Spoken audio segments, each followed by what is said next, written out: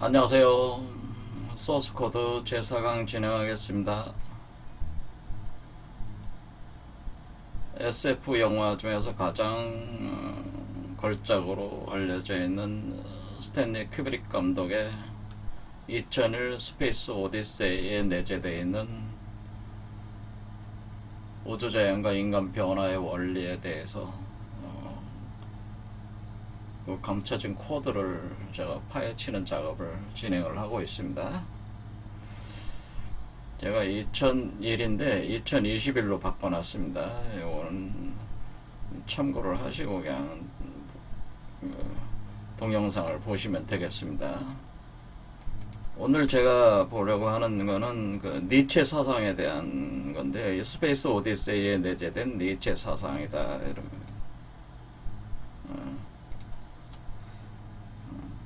니체 사상에서 좀 더 정밀하게 한번 좀 살펴보려고 하는 것이죠. 스탠리 큐브릭 감독은 2001 오디세이, 그 스페이스 오디세이의 그 처음과 끝에 리하르트 슈트라우스가 작곡한 그 교향 악을 이제 삽입을 해서 넣었는데요. 아주 유명한 작품입니다. 리하르트 슈트라우스라고 우리나라에 있는 거의 뭐 규모가 있는 교향 악단은 거의 짜라투스라는 이렇게 말했다라는 이걸 연주를 다들 많이들 하셨더라고요. 저는 이런 분야를 잘 모르는데 검색을 해보니까 뭐 2011년 12월 14일에 뭐 이때 경기 필하모닉 오케스트라에서 짜르투라는 이렇게 말했다 연주를 했고, 창립 실빈 교향악단 같은 경우는 2019년이니까 2년 전이죠. 2년 전 거의 그때. 그 다음에 대전 예술의 전당 아트홀에서 2019 유벨룬 심포니 오케스트라 뭐 여기 와서 이렇게 자스트라는 이렇게 말했다. 이걸 연주를 한 모양인데 엄청나게 유명한 작품이죠. 짜라투라는 이렇게 말했다. 그래서 이 그 스탠리 큐브릭 감독이 이 니체 사상을 바탕에 깔면서 바로 이 2001 스페이스 오디세이를 SF로 이제 풀어냈다고 하는 거죠. 니체 사상을. 그래서 이 2001 스페이스 오디세이를 이해하기 위해서는 일단은 니체 사상을 또 알아야지 어느 정도 좀 더 깊은 이해가 된다. 그런 얘기입니다. 그래서 오늘 니체에 대해서 알아보려고 하는데, 뭐 한 3, 40분 만에 설명할 수 있는 그런 철학자는 아니긴 하지만은 뭐 해보려면 또 할 수가 있는 거니까 한번 해보겠다. 그래서 니체는 그 프리드리히 빌헬름 니체라가 이렇게 돼 있어요. 보면 1844년 10월 15일에 태어나서 1900년 8월 25일 날 사망한 독일의 문헌학자이자 철학자다. 이렇게 돼 있어. 니체. 예. 그래서 저 같은 경우는 저는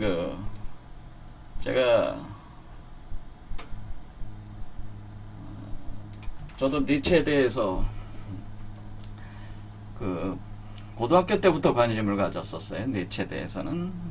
제가 고등학교 다닐 때는 과외 금지가 돼 있어가지고 전두환 정권 시절에 그래도 지금 학생들보다 조금은 자유스러웠던 것 같아요.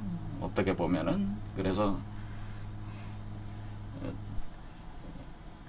그 학교 공부만 하지는 않고 이런 개인적으로 이런 책들이 있는 거를 좋아했습니다. 그래서 이런 책들을 읽었는데 그 중에 이제 니체가 고등학교 때부터 처음 접해서 대학교 들어가면서 니체 책은 거의 다 읽었던 것 같아요. 그때 번역 때 나온 것 중에.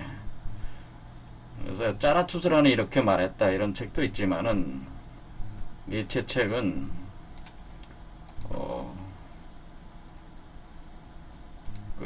이런 거 있죠. 이 사람을 보라 이런 책. 그다음에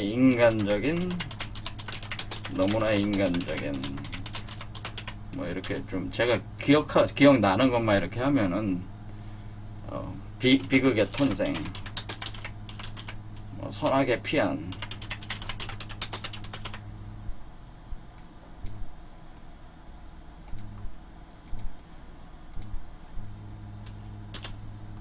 뭐 이런 것들 있고, 그다음 안티크리스트 같은 뭐 이런 게 있습니다. 그 다음에 짜라투스라는 이렇게 말했다.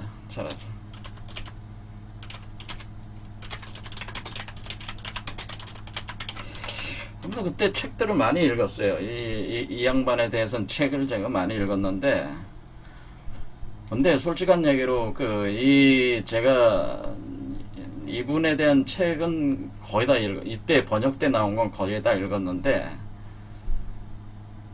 이해는 못했습니다. 전혀 이해를 못했다 이렇게 보시면 돼요. 그런데도 다 읽어보긴 했어요. 번역된 거는 다 읽었는데 전혀 이해는 못했다라고 하는 거예요. 근데 뭔가 끌림이 있으니까 어쨌거나 이해가 안 되더라도 억지로 읽은 거겠죠. 물론 제가 칸트니 헤겔 뭐 이런 분들의 텍스트들도 읽었지만은 사실은 뭐 그렇게 크게 끌림은 없었어요. 그때 당시에는 뭐 우리가 학생 운동하던 사람들은 다 마르크스 유물 변증법. 그 마르크스 유물 변증법은 사실은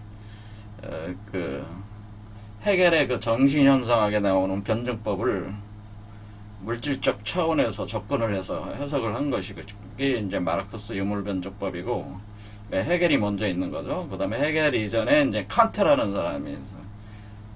삼비판선에 순수이성 비판, 뭐 실천이성 비판, 판단력 비판 유명하죠. 이런 계통이 있어요. 쭉. 그런데 니체라는 분의 이 양반은 제가 그때 당시에는 이해를 전혀 못했고, 또 이제 이렇게 지금 와서 생각을 해보면은 번역의 문제가 많이 있는 것 같아요. 그래서 이 사람이 이제 독일 사람이니까 독일어를 공부를 해서 독일어 원서로 읽으면은 그게 어느 정도 감이 잡히는데, 대개 이 번역한 거는 한번 걸러서 넘어오는 것인데, 그 번역자의 그 수준에 따라서 또 그 관점에 따라서 완전히 또 달라지는 거거든요. 또 번역이라는 건 새로운 작품을 만드는 거나 마찬가지거든요. 그래서 또 이렇게 단계가 넘어오면서 또 보는 것이니까 어려운 얘기죠. 정확히 파악한다는 자체가 어려운 얘기죠. 어려운 얘기입니다.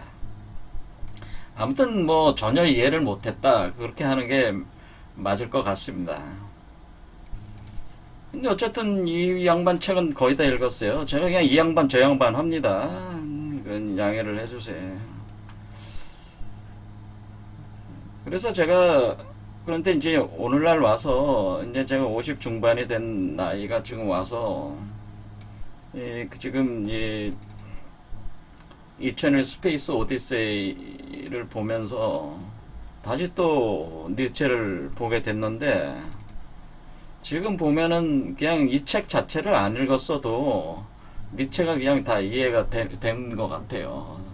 그러니까 인생을 한번 살아보고 나니까 뭐 좋은 인생은 아니었지만은 살아보고 나니까 이제는 이 양반의 그 마음을 이해할 수 있는 것 같아요.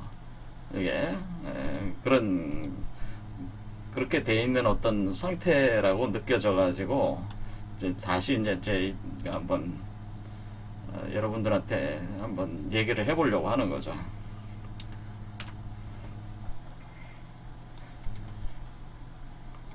일단은 제가 볼 때는 조금 전에 제가 뭐 칸트니 헤겔이니 뭐 이런 양반들도 얘기했지만은 그 이전에 그 서양 철학이라고 하는 것은 일종의 어떤 플라톤주의 계통의 주로 그 서양 철학사에 뿌리를 두고 많이들 이렇게 서양 철학사를 기술을 하고 있어가지고 그런 라인의 거는 완전히 틀린 라인이 니체는 완전히 다른 차원의 사람이.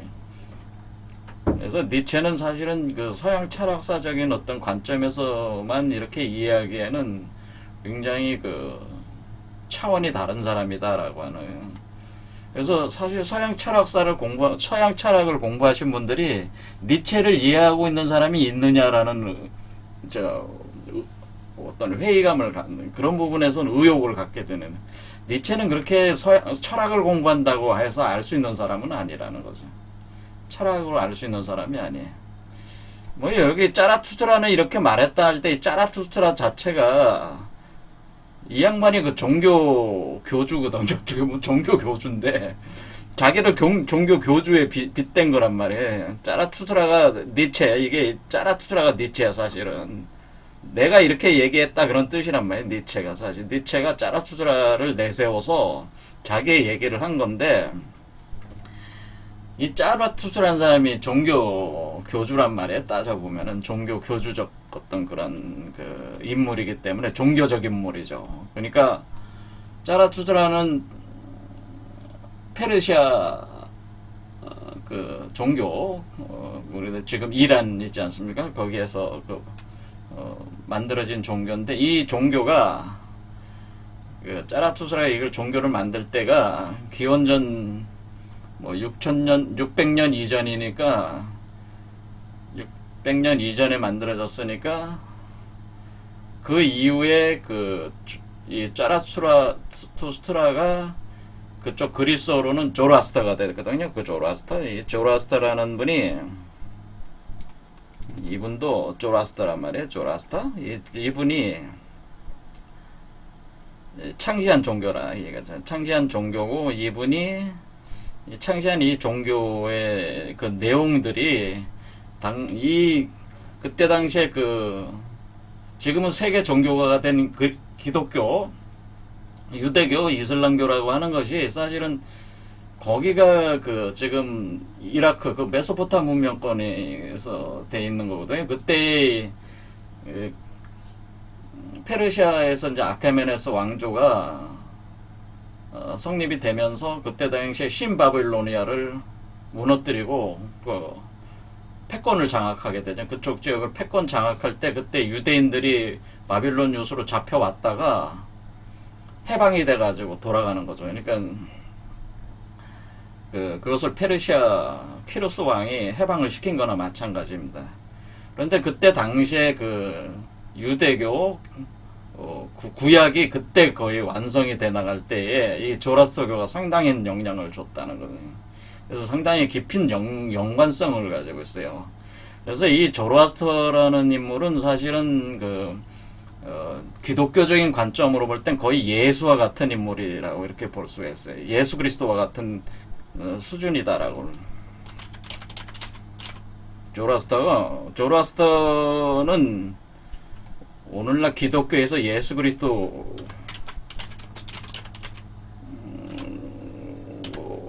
그런 어떤 인물적 수준에 있는 분이신데, 그러니까 니체가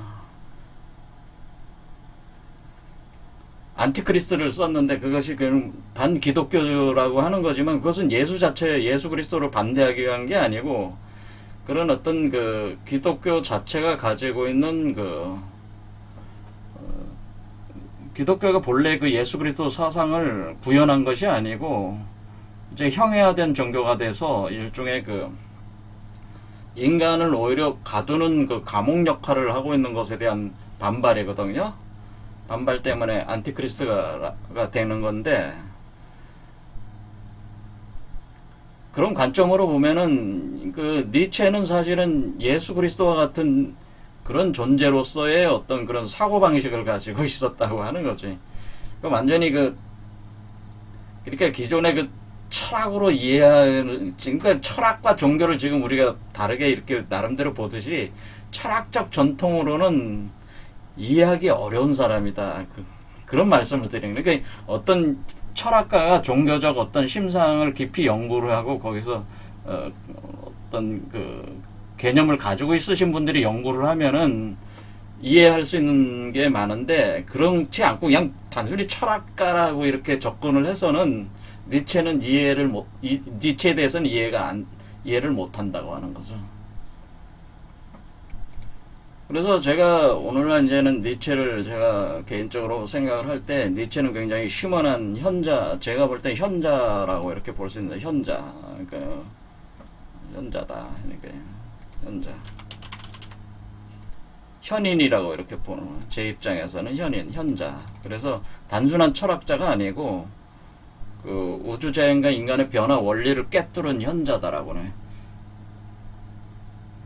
보통 철학가들은 보통 남들이 만들어 놓은 그런 거는, 그러니까 이제 니체 얘기로는 무덤이나 파는 자들이 철학가들이거든요. 남들이 한 말들이나 그냥 주석 달고 그러는 그런 게 대부분 이 오늘날 그러니까 철학가들이라고 하는 자들이고, 그 핵심을 꿰뚫어서 자기의 언어로 표현해낸 사람들을 우리가 이제는 현자라고 볼 수가 있는데, 그런 어떤 탁월한 존재네, 이 니체는. 엄청난 사람입니다. 제가 볼 때도 엄청난 사람입니다. 그래서 이분의 그 어휘도 어렵지만은 이분 사상 자체를 이해하는 게 거의 그러니까 니체 전문 그 철학자도 이해하기는 어려울 것이다, 그런 생각을 합니다. 자, 일단은 여기서는 이제는 이 영화 자체가, 이 교황학 자체가 짜라투스라는 이렇게 말했다는 니체 저작에서 시작하는 거니까, 짜라투스라는 이렇게 말했다, 여기에서 이제 우리도 봐야 되는 거죠. 그래서 사실은 니체가 자신을 짜라투스라에 비유해서 얘기를 한 것인데, 그래도 이 짜라투스라라는 사람을 자기가 내세웠기 때문에, 근데 왜 그 니체가 짜라투스라를 이렇게 내세웠냐? 그러면 당신은 뭐 기독교 카톨릭이 이제는 장악하고 있으니까 그런 시스템 자체를 니체는 용납하기 어려웠겠죠. 그러니까 예수 그리스도를 내세울 수는 없는 거고, 짜라투스트라를 내세울 수밖에 없는데, 이 짜라투스트라가, 이 사람이 조라스터라고 그랬잖아요. 근데 조라스터가 이 양반이 페르시아 배아교를 창시하신 이분이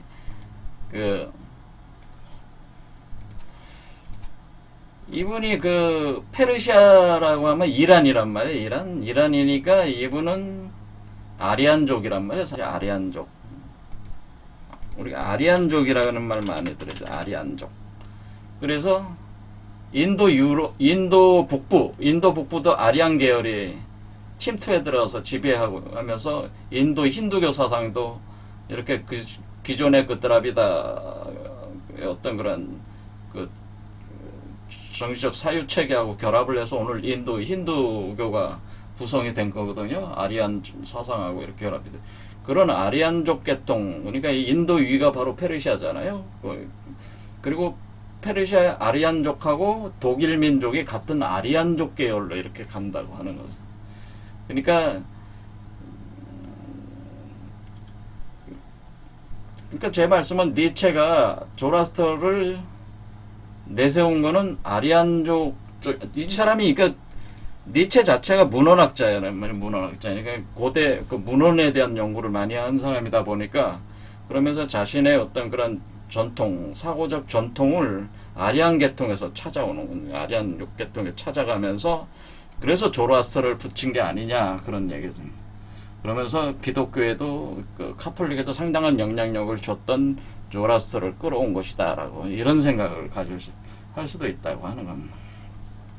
그래서 니체 사상을 이해하려면은 제가 볼 때는 짜라투스트라 이 조라스터에 대한 이해도 조금 있어야 되고, 또 뭐에 대한 이해가 있냐면은 니체 사상은 이 독일이라는 데는 이 북유럽의 사고체계 신화하고 또 깊은 연관성이 있어요. 그래서 이 양반이 얘기한 신은 죽었다는 표현 있잖아요. 신은 죽었다. 모든 신은 죽었다. 이 표현 자체였잖아요. 이게 이제 짜라투자라 이렇게 말했다 할 때 모든 신은 죽었다는 표현은 북유럽 신화에서는 라그나로크라고 불려요. 라그나로크. 라그나로크라고 합니다. 이것은 북유럽 신화죠.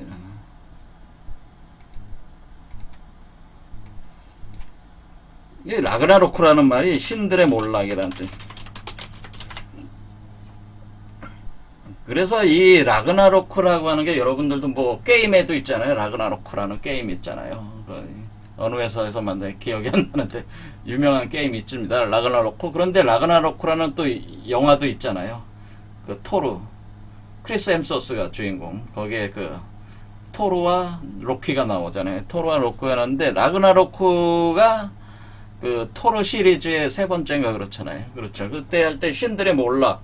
그러니까 한마디로 아스가르드의 몰락을 가르쳐 준 게 그 묘사한 게 라그나로크라고 하는 것인데 이게 북유럽 신화 나오는 내용이에요. 그래서 이 여기서 초인이라는 개념과 신들은 죽는다, 모든 신은 죽는다는 이 개념은 제가 볼 때는 북유럽 신화의 영향을 받은 것이다. 이게 독일 자체가 독일의 그 사고적 체계가 그 북유럽 신화의 영향을 많이 받거든요. 또 그래서 이 그 니체와 바그너가 굉장히 친하게 지내는데 바그너가 뭐 니벨룽겐의 반지라든가 뭐 이런 그쪽 지역의 친화 전설에 관련돼 가지고 이렇게 해서 그 음악들을 많이 만들어내게 되면서 서로 깊은 교감을 갖게 되는데 그때의 그 바탕에 깔고 있는 게 북유럽 신화적 스타일이 깔려 있다고 하는 거죠. 이게 그래서 이게 제가 생각할 때 초인이라는 개념과 모든 신은 죽었다는 이런 개념 자체는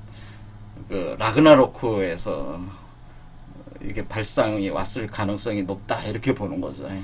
이 라그나로크라고 하는 건 뭐냐면은 이 우주 자체는 이그드라실이라는 거대한 우주의 나무로 이 9개의 세계가 존재하는데 그 모든 세계를 통치하고 있는 그 컨트롤하고 있는 그 신들의 나라가 바로 아스가르드라고 했어요. 아스가르드. 여기가 아스가르드. 이게 우주목 이그드라실인데, 이그드라실에 여기에 요 산 위에 아스가르드가 있죠. 이 아스가르드를 통치하던 그 신이 누구냐면 오딘이었잖아요.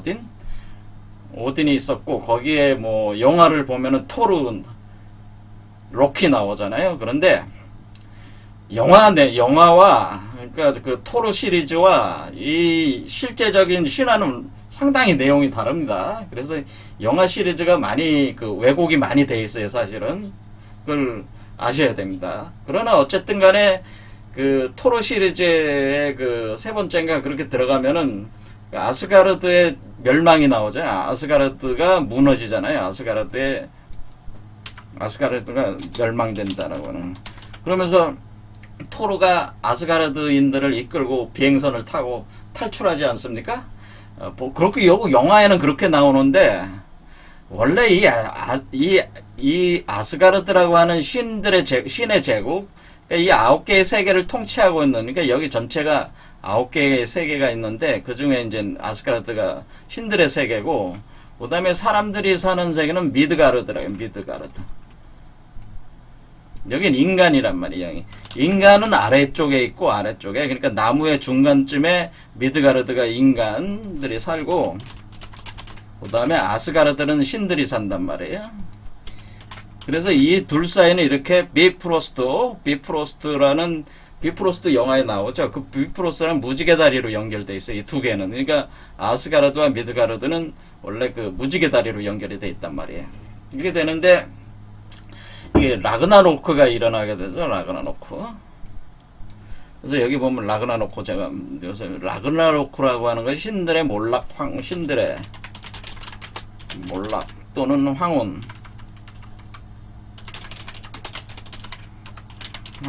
뭐 이런 겁니다.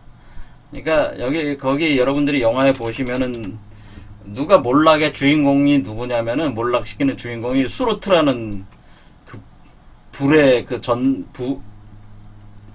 한마디로 그 저게 무스펠헤임의 그 통치자라고 할 수도 있는 수루트라는 그 불검을 휘두르는 불의 존재가 있죠. 그래서 수루트와 그 다음에 헬레네라고 나오잖아요. 헬레네. 그래서 수루트.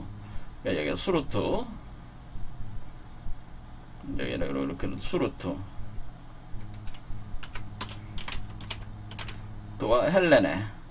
헬레네.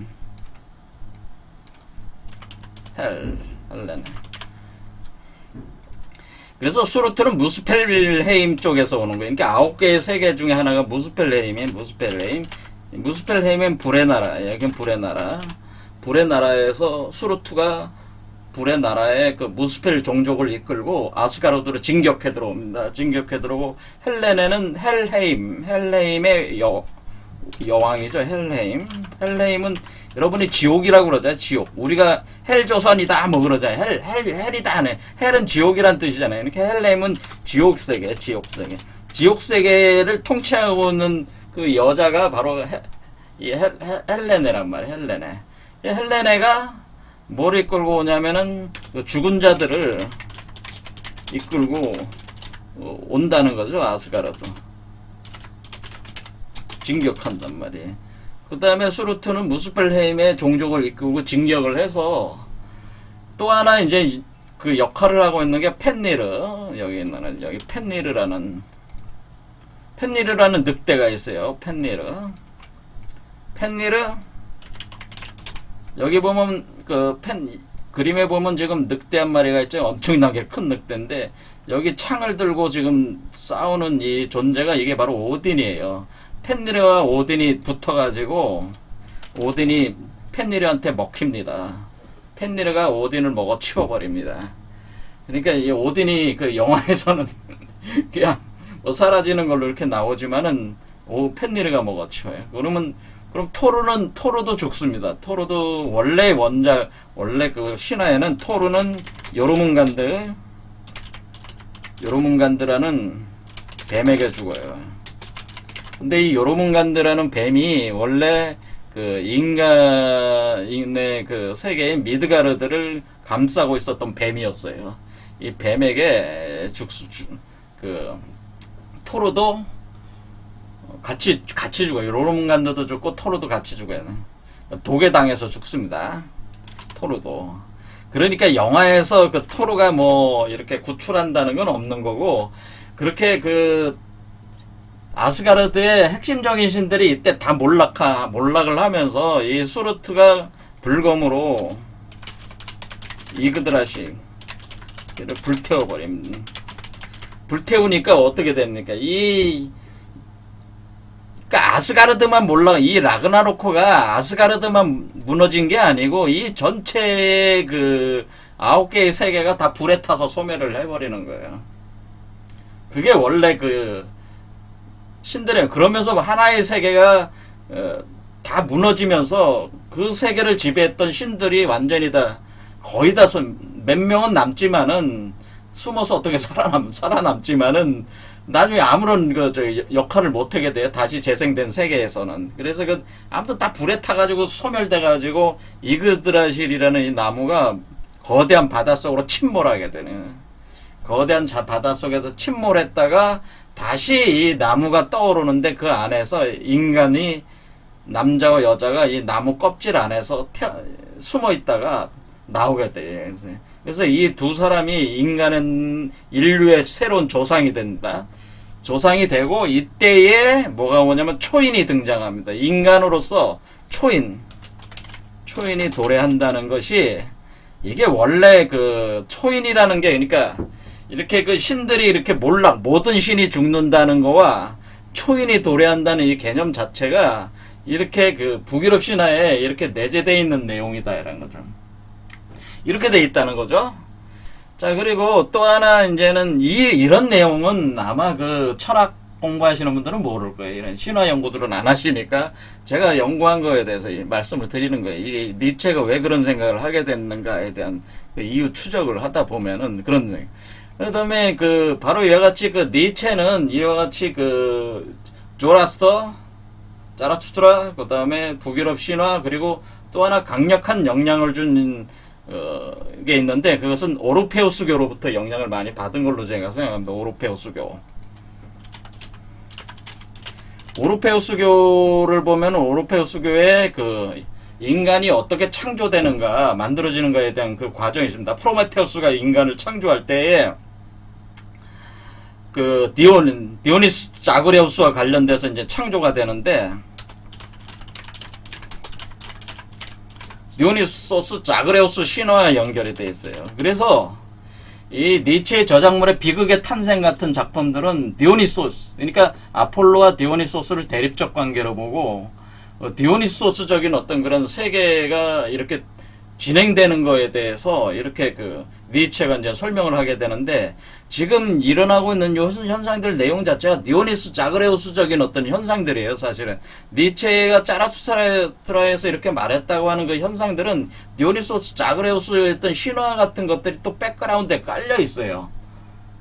그러니까 이런 것들이 이렇게 혼합이 돼가지고 이렇게 그 니체가 자기 사고 체계를 이렇게 만들어냈기 때문에, 적어도 니체를 이해를 하려면은 조라스터도 알아야 되고 북유럽 신화도 알아야 되고 디오니소스 자그레우스 신화의 본질도 알아야 되는데, 기존의 철학자들은 이런 거에 대한 공부가 없기 때문에 모를 것이다고 저는 생각을 한다는 거예요. 또 봐도 몰라요, 봐도. 예. 자, 그래서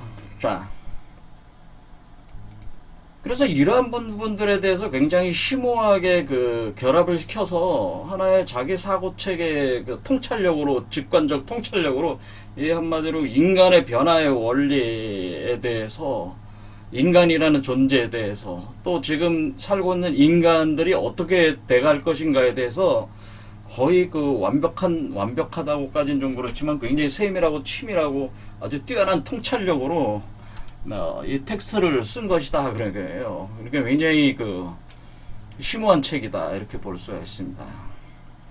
자, 그렇게 볼 때 이제는 니체의 생각을 좀 간단히 좀 말씀을 드리자면은,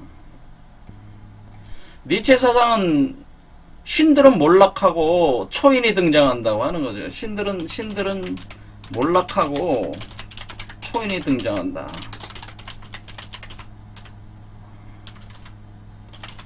이럴 때 신들이라고 우린 표현했지만, 그냥 신들이라고 우리가 북유럽 신화적인 개념으로 보면 신들이라고 얘기하겠지만은, 유일신적인 개념에서는 그 유일신 자체가 몰락을 한다네요. 유일신이 몰락하고 그 신의 세계가 몰락하고 초인이 등장을 한다, 이런 거예요. 그러니까 여기서 신들이라는 들자만 뺀 거죠. 신들이 몰락. 그래, 신은 몰락하고 초인이 등장한다, 이런 거죠. 그러니까 무슨 얘기냐면은, 여기 되어 있습니다. 초인을 위버맨시라고 그래요. 위버맨시. 이것이 자연스러운 진화의 과정이라는 거예요.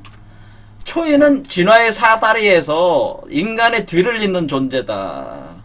이게 이제 그 니체가 한 말이죠. 이제 이거는 인간은 밧줄이다. 짐승과 초인 사이에 묶인 밧줄. 거대한 심연 위에 가로놓인 밧줄이다라고 하는 거죠. 그러니까 인간은 짐승이, 그러니까 여기서 영화에서는 짐승이 뭡니까? 유인원이죠. 유인원. 원숭이에서 초인이 되는 과정체로서 인간이 존재하는 것이라는. 그러니까 인간은 이 진화 과정의 완성체가 아니고 과정체라고 하는, 과정체. 자, 이 과정체라고 하는 것이죠. 이 과정의 존재라고 하는 거죠.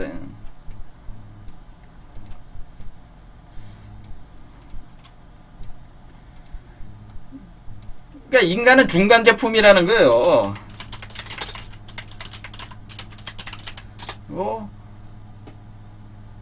초인이 완성품이라고 하는 거예요. 완성품. 그러니까 이것이 진화 과정에서 인간은 중간 제품이고 초인은 완성품이다, 이런 거죠.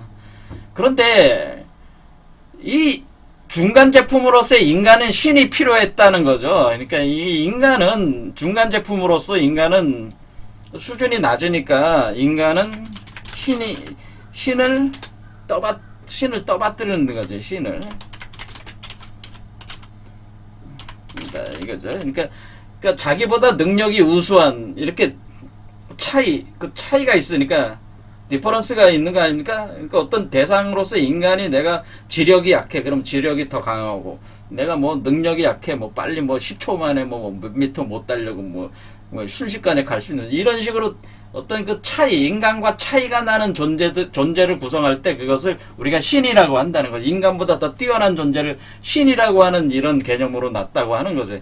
이렇게 할 때에 우리가 이제 플라톤주의라고 하는 것은 이 하등한 존재로서의 인간보다 완전체로서의 완전한 이데아적 실체로서 신을 가정하게 된다고 하는 거죠. 신을.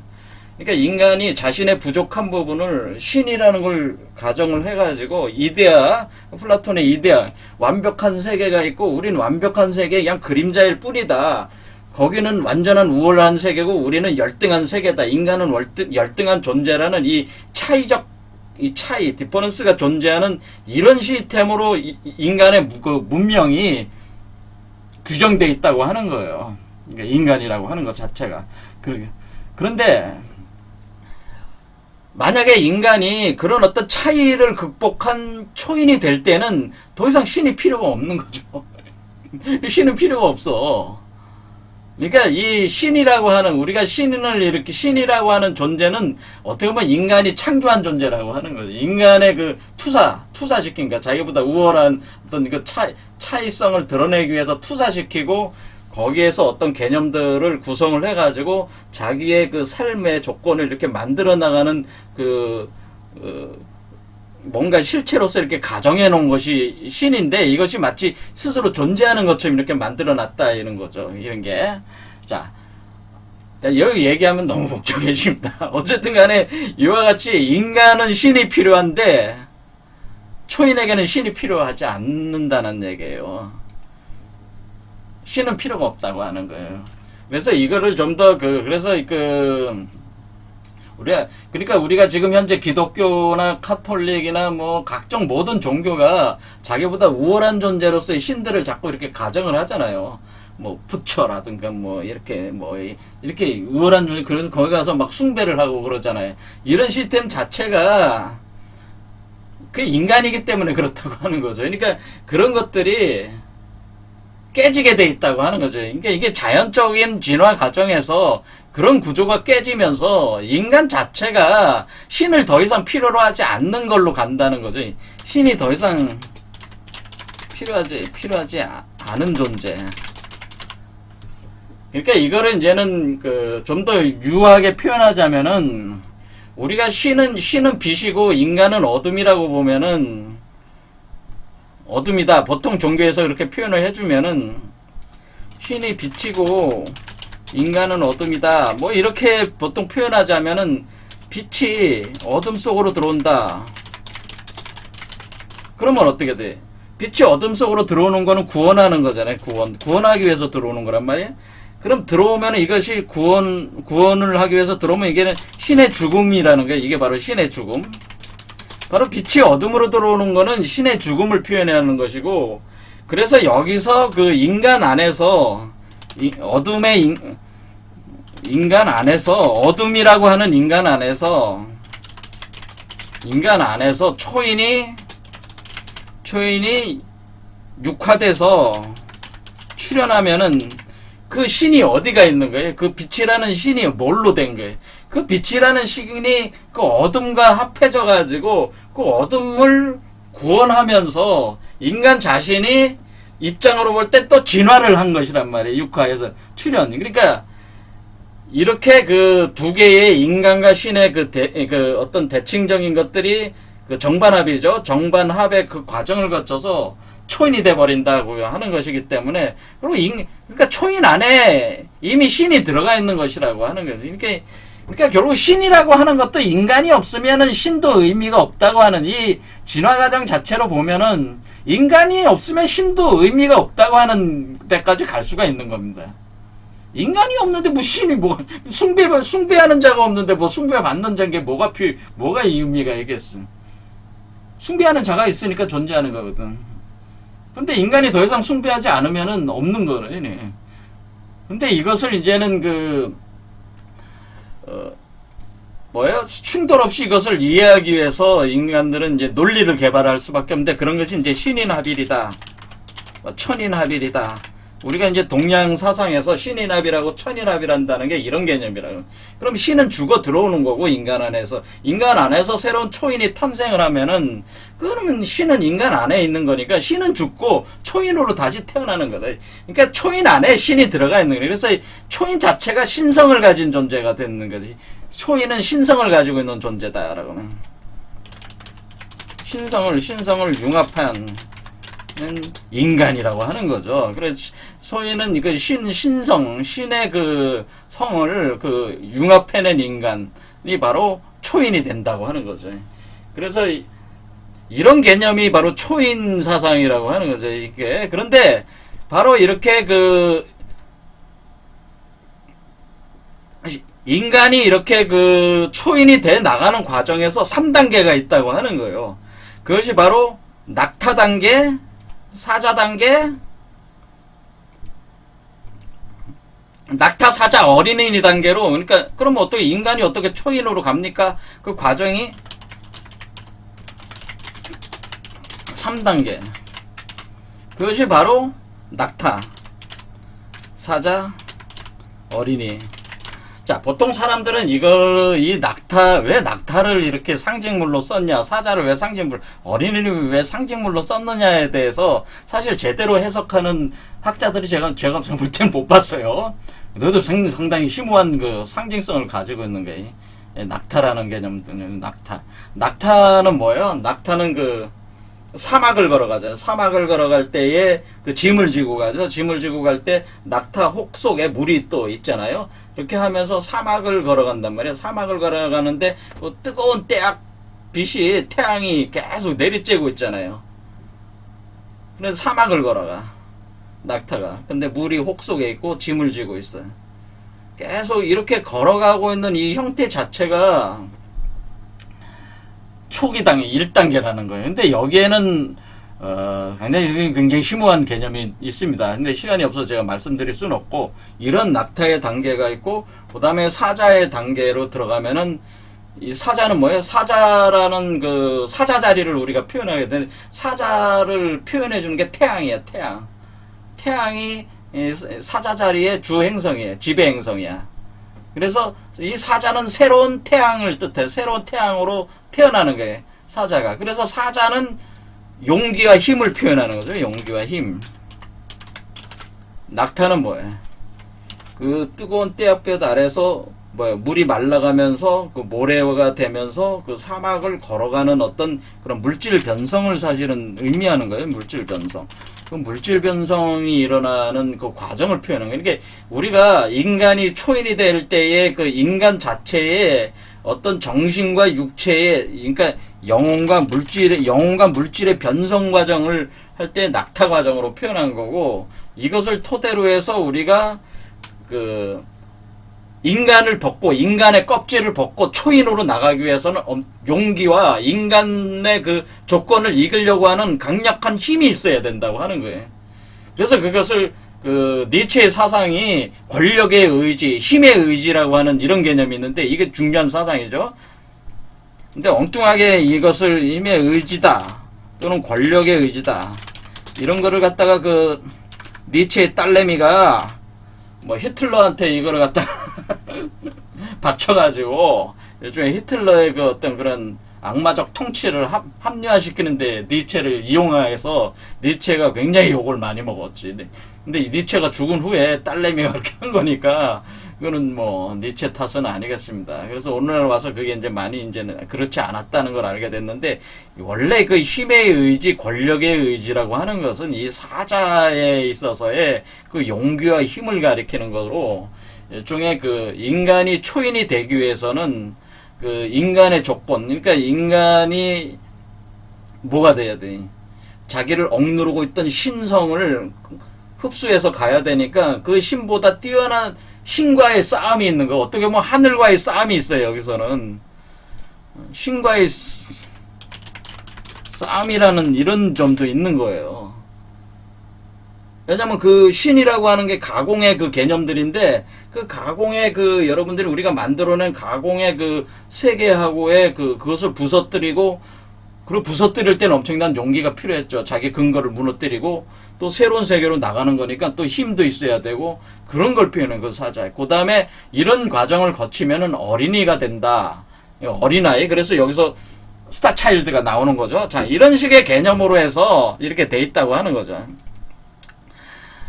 그래서 그런데 여기서 이제 할 때 여기 그 새로운 아침이나 정오의 태양이라는 개념을 이렇게 쓴 거를 보면은, 그 니체가 쓴 거 보면은 이 양반이 굉장히 그 어떤 메커니즘에 굉장히 통달한 사람이라는 걸 알 수가 있어요. 근데 이 이치를 설명을 하면은 여러분들이 지금 너무 짧은 시간에 설명할 수는 없고, 여기서 제가 이미 메커니즘을 설명했어요. 여기 태양이 뜨고 정오의 태양이 여기라고.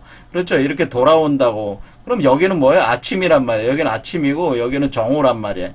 이런 식으로 아침, 정오 이런 식으로 가는 건데, 이 메커니즘에 대해서, 그러니까 니체가 이 메커니즘에 대해서 이미 이해를 하고 있었다고 하는 거예요. 그거를 써놓은 거예요. 그거를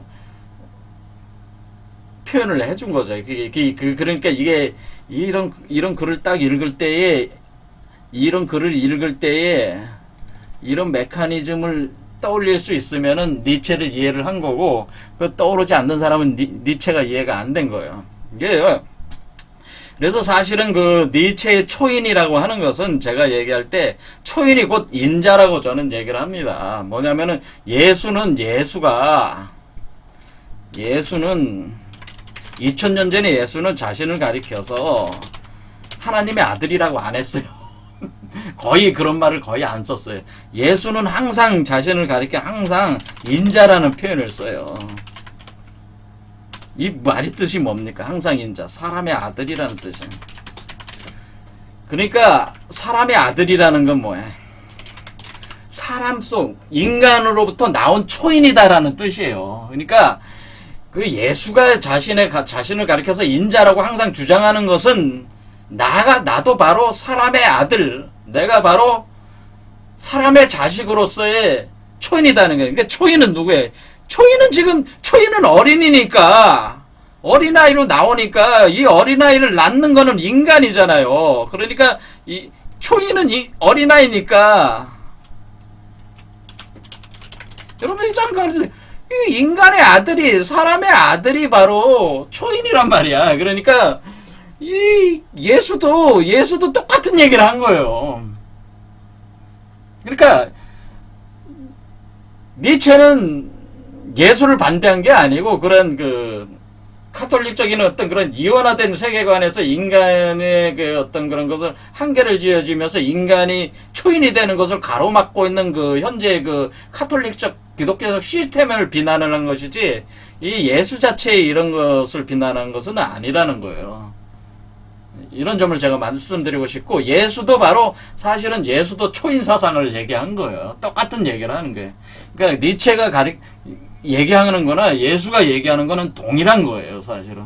그래서 북유럽 쪽에서는 예수를 새로 도래하는 초인으로 인정을 했어요. 그래서 기독교 카톨릭을 받아들이는 거지, 그쪽에서도. 자, 이런 식으로 예수의 인자라는 개념과 니체의 초인이라는 개념은 본질적으로 같다, 제가 말씀을 드리는 겁니다. 그래서 우리가 짜라투스라는 이렇게 말했다는 이 책을 예수에 빗대서 해석하면 더 잘 돼요. 그래서 이 짜라투스라 조로아스터라는 인물 자체가 이제 구원에 대한 개념하고 이렇게 연결이 되는데, 그런 건 또 너무 지나치게 종교적이 되니까 설명을 하지는 않겠습니다. 자, 이런 식으로 해서 다 연결이 돼 있다. 그리고 짜라투스라 조로아스터는, 마지막 한마디 제가 하자면은, 짜라투스라 조로아스터는 제가 닉네임이 조로아스터였잖아요. 조로아스터가 조선 아사달이. 조로아스터가 조선 아사달이다. 조선 아사달이다. 이 얘기입니다.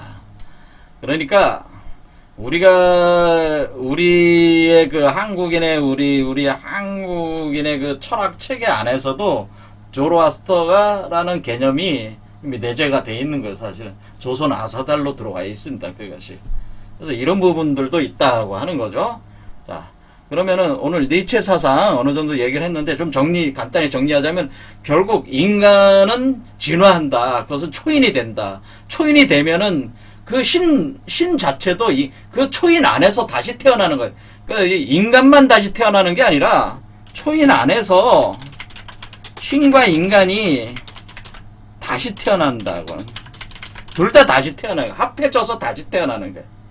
그러니까 초인이 진화의 최종 결정물이라고 하는 거죠.